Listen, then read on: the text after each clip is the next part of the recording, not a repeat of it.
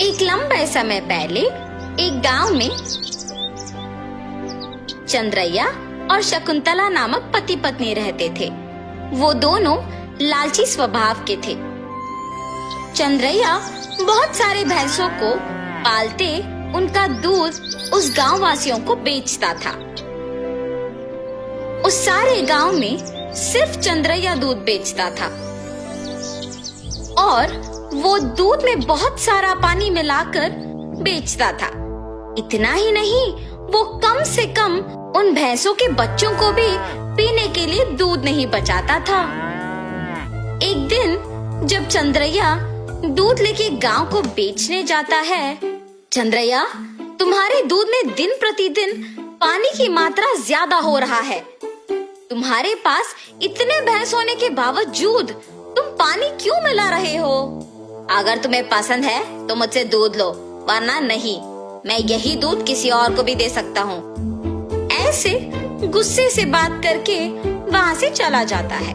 उस सारे गांव में सिर्फ चंद्रैया ही दूध बेचने के कारण वो जैसे भी दूध दे, सभी चुपचाप उसी से लेते थे।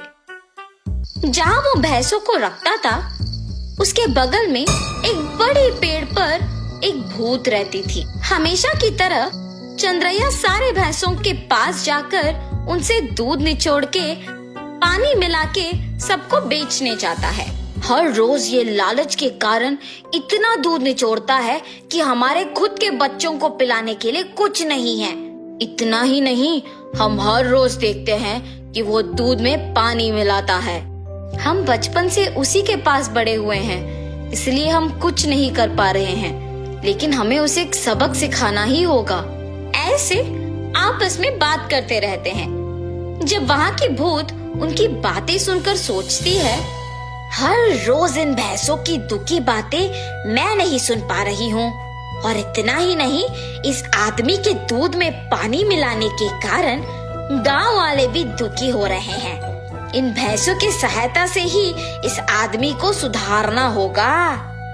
ऐसे सोचकर वो भूत उन भैंसों के पास आती है। तब मैंने तुम सब की बातें सुनी है। अगर तुम लोग मेरी बात सुनोगे तो तुम्हारे मालिक को सुधार सकते हैं। कौन हो तुम? तुम हमारी बातें सुन सकती हो? मैं एक भूत हूँ, इसी पेड़ पे रहती हूँ। मैं हर रोज तुम्हारी बातें सुनते रहती हूँ। हम तुम्हारी बात सुनेंगे, मगर वादा करो कि तुम हमारे मालिक को कुछ नहीं करोगी, सिर्फ उन्हें एक सबक सिखाओ, बस। ठीक है, तुम्हारे मर्जी के अनुसार उन्हें कुछ नहीं करूंगी। ऐसे कह के हमेशा की तरह चंद्रैया उनसे दूध निचोड़ने जाता है। जब वो निचोड़ने लगता है, तब वो भैंस उसे जोर से लात मारती है। बाप रे शकुंतला, मेरा पीठ टूट गया। ऐसे जोर से चिल्लाने पर शकुंतला अपने पति के पास आती है। अरे रे, क्या हुआ? आप गिर कैसे गए? उस भैंस को आज कुछ हुआ है। जब मैं दूध निचोड़ने गया तो उसने मुझे जोर से लात मारा। आप रुकिए, मैं भी जरा देखूं कि ये भैंस दूध कैसे नहीं देगी। ऐसे कह के शकुंतला उस भैंस से दूध निचोड़ने की कोशिश करती है, और उस भैंस ने शकुंतला को भी उसके पति के ही तरह जोर से लात मारती है। तुरंत उनके बच्चे ही सारे दूध पी जाना देख पति पत्नी कुछ नहीं कर पाते हैं, सिवाय उनको देखना। अरे रे, सारा दूध सिर्फ ये बच्चे पी रहे हैं, कुछ तो कीजिए। आज के लिए हम कुछ नहीं कर सकते हैं, शाम को वापस आएंगे दूध निचोड़ने। ये फैसला करके वहाँ से चले जाते हैं। शाम को जब दोनों वापस दूध निचोड़ने जाते हैं, तो सुबह की ही तरह वो भैंस उन दोनों को लात मारती है। ये देख पति पत्नी दोनों डर के मारे घर चले जाते हैं। ऐसे कुछ दिनों तक भैंस उन्हें दूध निचोड़ने नहीं देती है और सारा दूध सिर्फ अपने बच्चों को पिलाती है। सुनिए, कम से कम हमारे उपयोग के लिए तो दूध निचोड़ के आइए ना। बाप रे, हम अगर इस गांव में भी दूध नहीं दे पा रहे हैं तो भी ठीक है, मैं तो उस भैंसों के पास नहीं जाऊंगा। वहाँ के भैंसों में से एक को कुछ तो हुआ है, इसीलिए हमें दूध निचोड़ने नहीं दे रही है और सिर्फ उसके बच्चों को दूध पिला रही है। उतना चाहिए तो तुम खुद निचोड़ने जाओ।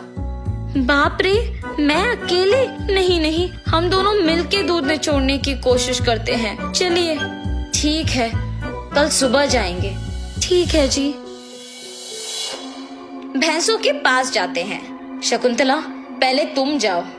ऐसे कहने पर शकुंतला उन भैंसों के पास जाके दूध निचोड़ने की कोशिश करती है। जब वो निचोड़ने की प्रयत्न करती है तो वो भैंस जोर से लात मारती है। बिना दूध दिए अपनी पत्नी को लात मारने के कारण चंद्रैया को गुस्सा आता है और वो एक डंडे से भैंस को मारने लगता है। मेरी पत्नी को दूध निचोड़ने नहीं दोगे तुम? हाँ? ऐसे कहते हुए जोर जोर से मारता है, मगर उस भैंस की जगह चंद्रैया खुद पिटता है और इसी कारण उस भैंस को मारना बंद कर देता है।